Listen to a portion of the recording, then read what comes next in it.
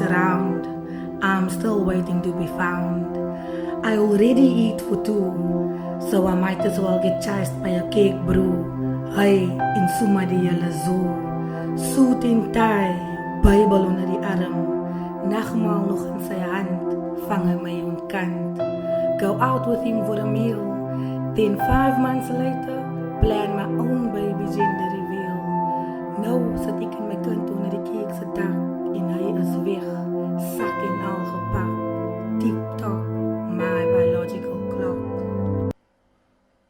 Hi, and welcome to another episode of the Chosen Podcast. Today, I'm sitting with Arlene Petersen. Hey. Arlene Petersen is a comedian, and she's also are you a social worker? I'm What a do you- social worker. what did you call yourself? I'm an administrator Administrator. for the Okay. NPO, yeah. Okay, but I'm you work at the- for in the community. Yeah, basically. working like in the community. I'm the glue of the company. You know, like the mommy with my socks, mommy with my tie. I'm that person. You Or keep everybody together. where's the registers and where's my staplers? Okay, Type cool, of- cool. So Arlene Petersen, she's a hot and upcoming comic, like. Hey, say it again. Oh, what? I love it. She's just setting the comedy scene on fire. Like I seen Thursday and Friday, and I enjoyed your sets both nights. Like. Yo, thank you. Or you just saying that? For the Nah, I really enjoyed it. I accept On the it. Chosen Podcast, we don't bullshit like this. Okay, now I accept that. I accept that. Thank So you. I always start like ask my first question to the comedians that come on is like, what led you into comedy? What made you start comedy? What made you start doing comedy? And where was your first gig? So what is the actual thing that made you really want to get up on stage? Because getting up on stage in front of people is tough, like, right? So what gave you that leap of faith? I've been blessed that I always spoke a lot, right? I Okay. talk a lot, I babble a lot, I klits, so they say, right? And even my nickname is Bubbles. So I go by the nickname of Bubbles. And even on school, I was always the MC of the Valentine program, Okay. whatever they had, I was the person on stage. I used to MC, I still MC a lot, but Yeah, you emceed my Yeah. mom's gig for me. Thanks for that. you're welcome. It was awesome and there was food and I enjoyed myself. And then it just naturally progressed into doing comedy until someone saw me. He was my co-host for an event I did at my church. And he was like, Arlene, why don't you like consider a pure 15-minute set? And I never thought about it because like MCing for me was something I did on the side, you know? And then it shifted into, I can actually do this full time, this comedy thing, even though it's still not full time. You know that when comedians have to ask each other, so what do you do besides comedy? And then my first set I was given by Keenan Surf. Hey, Keenan. Keenan's also been on the podcast. Yeah, before. no, he sat in this chair, right? Yeah. Very weird, but okay. And he said, if you have 5 minutes, come to the Hive in Muizenberg. And I ended up doing 10 minutes. Not that I want to brag or something. I'm not the person that brags. And there, Kate Pinchot saw me. And she booked me for a show. And then someone else saw me. And then they booked me for a show. And Okay. bookings has never stopped. So word of mouth got around that you. Away. And recently you were in the what was the name of it? Kasi comedy. No, you must say it properly. Okay, say it. Cassie World Comedy Showdown 2019. Hey. And you guys were at like different venues. That was Yeah, cool. we like basically toured around the Cape Town venues, like in the Cassie, Cooks, Nyanga, Langa, to Observatory, Cape Town, like everywhere. And like, I just have to say that I was the only colored in the top 9 that performed at the Baxter Theatre. And I happened to be a female, so I was the only female colored person. Now you mustn't even look at like at the colored and female. No, I must. I thought about that. Must I say she's the hottest upcoming female comic, and I thought to myself, nah, scratch that. You're the hottest upcoming comedian. Straight, But straight. if you're gonna say I'm the hottest comedian, then you think guys are hot too. No, Is that what you're not gonna say? not that way. Okay. What way I can't say strong. It's just like, you know, when somebody's like on fire. Like And me. they bring in the this girl is on fire. They would say like a a footballer is having he's on I don't know how to put it, man. He's on a roll. On a roll or something like that. You're on a roll now. Okay. And maybe Summer Vienna. That's what you're saying. No, so like I think that maybe that Cassie World Comedy Showdown gave you that momentum. You know, do you it think? did. People got to see me more. And I've learned to embrace Afrikaans. You know, it had to take me into the Cassie to see that how effortlessly comedians can switch from English to Vernac. And then I'm like, hey, but they have 2 languages. And then I'm like, hey, but I also have 2 languages. Yeah. And then it like taught me how to embrace, hey, moenie bang wees om 'n bietjie Afrikaans te praat nie, even though the crowd is going to be diverse. And you don't know if there's going to be closer people in the crowd that don't understand Afrikaans, but you have to go with it, because when I go to the Cassie, I don't understand, like, no, I understand 90% of absolutely nothing. Do you explain it like a bit, like sometimes the Afrikaans words? I would a little, but if I see the audience is laughing, then I think like, okay, mission accomplished, why now explain? They're laughing, like, you know. I have this one thing where it's like, I say like, the colored aunties, they say, yeah, Ryan, she's baie besig. And then I explain it, like, I say like, Ryan, you're very busy, like, so that's what I do. I just, sometimes when you especially when you're like talking to like a fairer crowd, like, you know what I mean. But if they're laughing and they get it, I don't feel the need to explain it. It's just like, you're there to make them laugh and you did it, so why? We must spend a special shout out to Kolpin and Pius for setting up the comedy. Thank you for doing that. And Mandisi, thank you so much for the 3 of you. Pius, man, Pius was at every show. Yeah. We taught like 3 nights, 4 nights a week, and Pius was just like at every show telling us, you got this, you fire. You know that little bit of doubt that sets in, like you're in unfamiliar territory and you just over here like, am I even funny? Nah, I think you're funny. I think I'm funny now too as well. But you got a lot of people in your corner, so like you said, Keenan, Pius, who else? Who else is there? Show me Isaacs, man. Show me Isaacs. Like, I met her and we had a conversation before she even like seen my set. It was one of the finals for the competition, and she was the headliner. And in the break, we got to talk, and she booked me on the spot for a Sultana gig. And then the pressure was on, because I still had to go on stage and now prove to show me that I'm funny. She still gave me the spot, so I must have done something right. And then Chantal Jacks. She was one of the first female comedians that was in my corner by saying, Arlene, if you ever see me on a poster and you want a slot, just text me. And I was like, who even does that? Who does that? She did that song. No, man, that's cool that you got like these people in your corner. But I think they see something in you, like they see like this from my perspective. Like I see like this, you being totally real on stage. It's like people can see easily when you bullshitting, when somebody's bullshitting. You know, there's no bullshit. You just being yourself, and you go in there and you're enjoying yourself. And because you're going up on stage and being yourself and enjoying yourself, I enjoy myself. Yeah, I think that is what I aim for, because I speak about my own life. It's difficult having a day job and then having to do comedy as well, you know, and then finding the time to actually write content. But if your day job inspires you, you can use whatever needs, and you can just talk about it. And that's I see you do like. So your day job, you work for MPO, non-profit organization. Tell me about the MPO. It's called Palisa Abafazi Betu. Yeah. Translated into Hila Woman. So we're an organization within the Lavendale community, based at Lavendale High School, where we provide services like victim empowerment support. It's very important for when there's something happening in the community that there's a base that they can come to and say, how can we make now, whatever, because we have social workers. We have a seniors program where the seniors come together every Wednesday, where they discuss problems, whether they play dominoes, because, you know, dance overland, I can fight. We have an emergency safe house, where we have partnered with police stations from our area up until Kirstenbosch, even Plumstead area. And if there's a family in need, they get transported to our safe house where they can stay for 7 to 14 days while that process of finding where can they go to in a situation. Sure. We have a youth program where kids come after school every day and learn like the fundamental things about life that school doesn't teach you. I mean, like school teaches you solve X. I still can't solve it.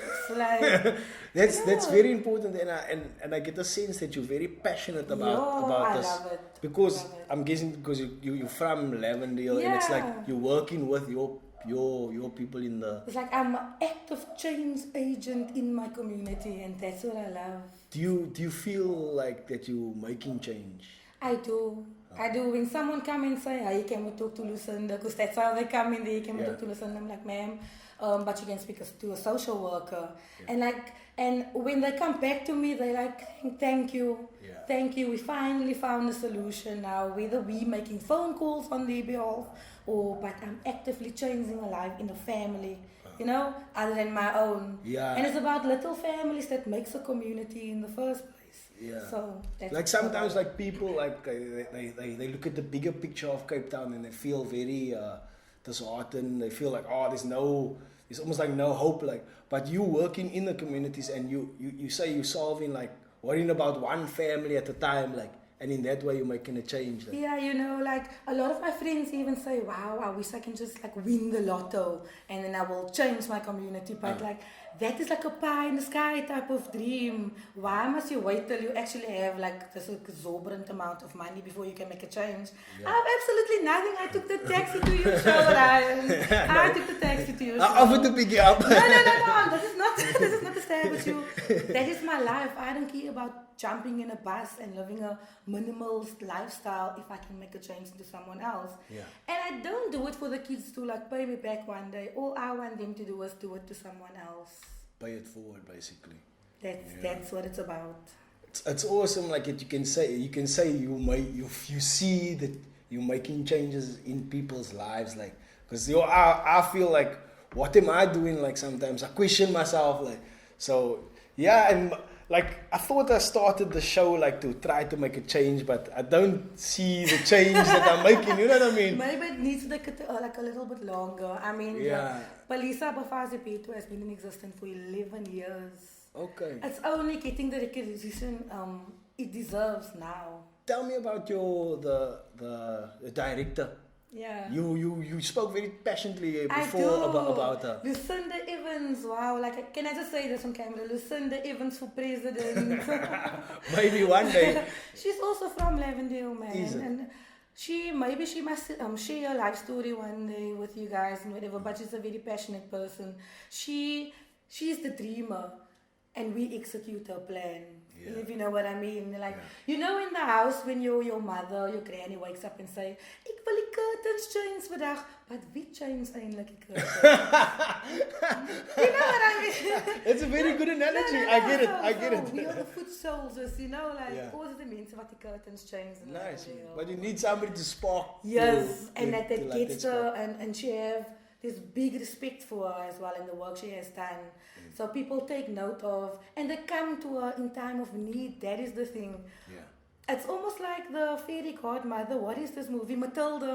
Yeah. What do they say? Like, when you need me, I'm not available. I'm not here. But it's when you don't need me, it's when I'm here, right?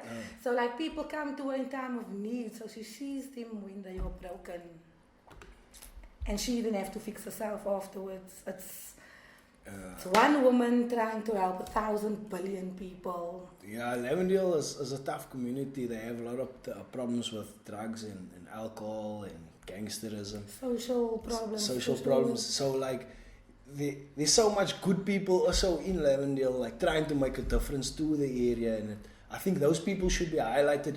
Because they're heroes. They're heroes, yeah. Definitely. They should be like. Must make a Marvel movie just about them. Yeah. Can I say Marvel on here? Yeah, you can say whatever you want to.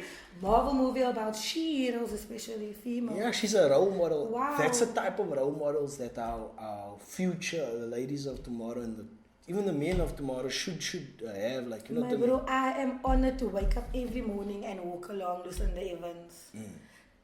I learn so much every day. Little things. Did you read the whole contract before you signed? I know it sounds dumb, but do you still read the whole contract before you sign? Yeah. And then she puts that in me, and wherever I go, I can take it in my life. Like even here, if you had to make me sign a contract, I would be like, wow, can I have 2 days and then get back to you? So it helps me in my daily life as well. And how does it feel for you that maybe you gonna take on that responsibility? Yo, and I you was just saying something. Take it back. Retract your statement right now. look, you. Let's be honest about it. You a female comedian. I don't want to say female. I just want to say comedian from Lavendale, but you're a female comedian from Lavendale. There's no other female comedian ever in the history of existence of Lavendale that I know. Neither, no. Yeah. Like, So how no. much people that has been living in Lavendale from say the last 60 years, whatever, 60 years.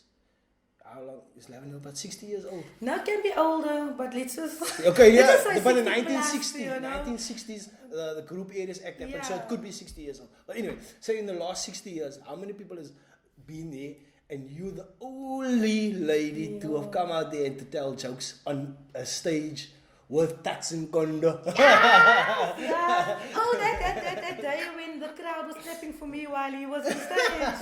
And they clapped for me while he was on stage that day. No, Thursday, you mean? Thursday. You know, I just want to show, especially females, man. I'm like a woman activist. I call it womandla. You know, because we're together like that. Females from Lavendale, especially Lavendale, we are freak funny, bruh. Funny. We can roast you to make you feel, oh, why was I born? Where the problem is actually taking the stage. It's when you have to go on stage and deliver that. But you doing that now. I'm doing it, so I'm trying to teach them and show them, like, hey, it's possible. Yeah. Go on stage and talk to the audience as if you are just talking to your brother around the table. But it's actually taking that step. I have 3 friends right now that I've been trying to convince for the last 3 months. Kirsten Hilario, Zaida, Jacobs. I've been trying to convince them. Calling them out like that. Zaida Juries, my apologies, congratulations once again. You know, Shout out. friends are getting married here and stuff. I'm just over here, I can't find my other sock. You are accomplishing things. You are doing things out there. Like we can see. I can see it. Like last night, you did a set, and you did it totally different to that you did that set like the night before. But you can see there was like a change. So you learned something like, hey, this is a different type of crowd. Yes, you read the crowd, yes. so you have to slow it down and stuff like that. I feel it comes with gigging more than thrice a week. Because the first time you do it, you're just putting it out there. And then you go home and you lay awake and you think, why didn't I say that there? Why didn't I slow that down? So when you do it the next time, you actually implement what you were fussing about in your head. And by the third time, you're like, this is my set. So it's imperative to actually go out there and gig free gigs, you know. It's difficult. It is difficult. Isn't it difficult for you to get out? For me, I find it's difficult to get out like 3 nights a week. Like, do you find it difficult? Or I actually don't. Is it? I actually don't. I love that high of being on stage and getting to the gig and thinking this can go either way. They can love me or they can hate me either way. What is difficult is when I'm financially disabled and having to go to a restaurant and not being able to order myself any food. That is the difficult part. You in a restaurant, people are eating around you. You're the comedian. You're hungry. No one knows. Like that is the difficult part, Ryan. Is it? Hey, you know what you must do? I think those people, the owner of the restaurant, they're supposed to be feeding you, isn't it? Is that how it works? I mean, you must get a free meal. I've only been in the game for 8 months now, so I am still trying to figure out and. Oh, can I now demand? Was it demand a strong word? Can I ask politely if I can get the fries? If you don't ask, you don't get. Okay. Like, you never know. And I think you're really good. You're making a lot of people laugh. So come on. Man. Okay, come on, this is the educational segment here. Nah, I'm just coming up with my own rules. Like, sometimes I come up with my own rules. Oh, and I love it. I love it. Cut. So, so recently you attended the historical Women's March, and your director was involved in the march, and you actually got some material from that march. Yeah, I did. That's kind of a unique thing to do because nobody else is doing it out there, like using that type of material.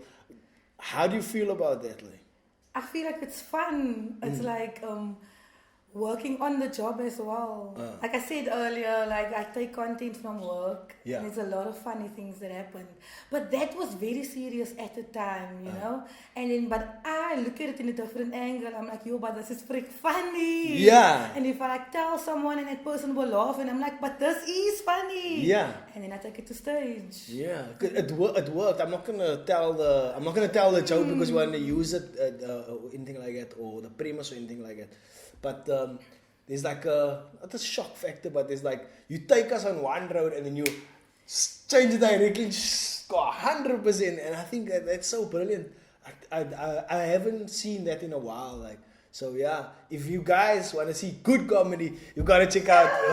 If you gotta check it out, you gotta check out the set. Please check it out. It gets a bit weird also in sections and stuff, but it's like comedy is like a roller coaster. But that's what I was telling my cameraman about you. Like that is art. Like if you get a reaction from people, like if what you're saying on stage is making people evoke emotions in people, that is art. Like that's the essence of art. Like it's supposed to bring about when you had feelings. this conversation with me and then you made me realize that I'm an artist. Yeah. I've been saying I'm a comedian, I'm an MC and a comedian, but I'm actually an artist. Yeah, I'm an artist. I would like to thank my mom and my dad and my parents. So like this.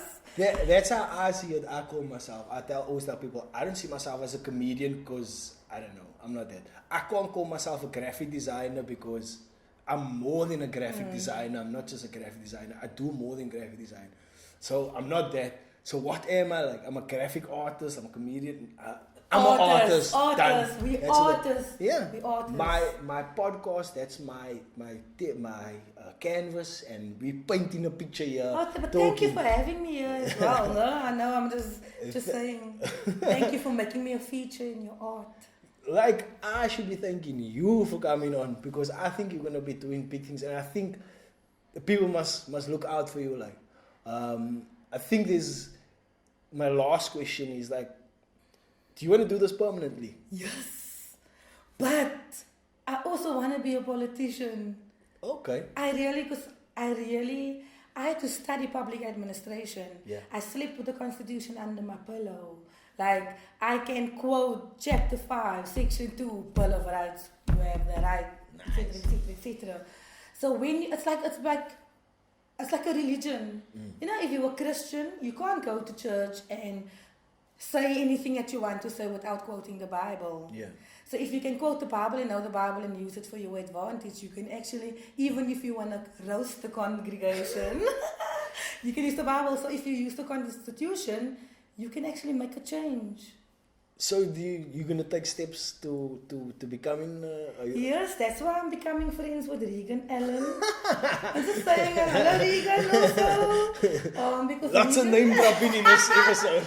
Ik is niet het type mens met namen nie, but hello Regan Allen. Because he is doing both right now. He is showing that you can be a serious politician. Because like, what are you going to do as a politician before you make a speech? Like tell people, hey, all jokes aside, and then quote the Constitution. Nobody's showing it's possible, so I really would want to do that. Look, we need, like in this country, there's no doubt about it, we need a woman you know what's going on in the community. You've been working on hand with people in the community. You understand the problems that's going down. You understand the challenges. You have even faced some of these challenges yourself. Yes. So in that, I feel that there's people like you is going to come up with the answers for the solutions for our problems. Yeah. So you should be in the pressure. But can I tell you also another reason?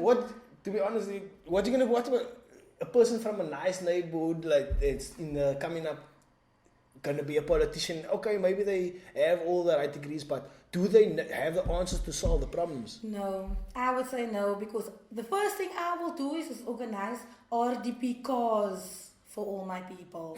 Like, that is what I would do, like a free dental plan, because it's my time that like A vriendin op Yeah, vriendin op een kamer as a comedian. How many times do you hear a colored joke? How many times? This is one guy that sent like this. He was a white guy, like, and he had like this hair all come back, and he made like this.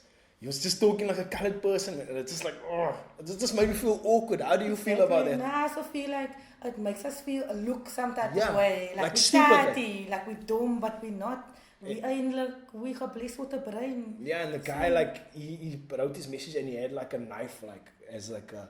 So it's almost like, is that what you think of us? So a bit of funny is on sal for your stick. It's like that type of vibe. But like, look, I said earlier, like, if I must eventually make it to Parliament, I know I'm the type of person that brings my work home. Yeah. Right?